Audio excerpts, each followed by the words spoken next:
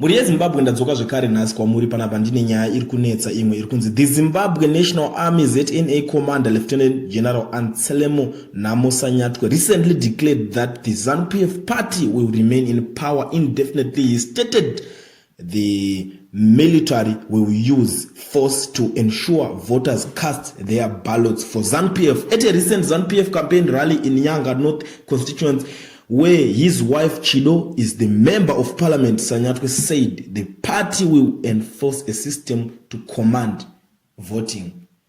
Zvatotanga vanenge vatotanga kutochikidzira nekuvhundutsira vanhu. Right, inini panapa zvichaitika ndezvekuti munhu wese achavhotera negirikini achavhotera ZANU-PF usingade because vanhu vagara havadi ZANU-PF zvinozivikanwa izvozvo, but uyu anotaura kuti musingade kudaro muchangovhotera.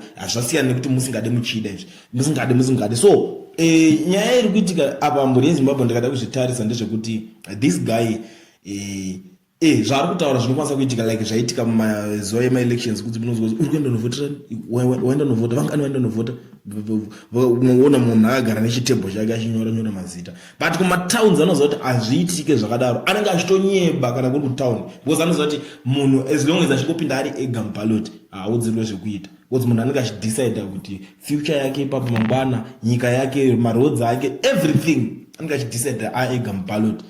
And for example, kuri kuti vaenda munhu akaita seni ndoenda ndinovhota handisupporte any political party zvangu, but ndikapinda imomo kungotarisa mafaces ndotona kuti uyu haana musoro, uyu akadhakwa, uyu ari nani, ndobvota ndotobuda ndoenda. Saka nguva yekuti azoenda achinokutera achinoningina ipapo chii chinechiitika. Chinotongodiwa muZimbabwe chandiri kuona inini ndechekuti maZimbabweans vanofanira kudzidziswa, vonyatsoooneswa kuti nyaya idzi dzinofamba sei as long as wapinda wawega muningirikini. But ndo nyaya iripo, amene kuti strategy chii yekuti masoja anotanga kupindira achinosaidira epolitical party.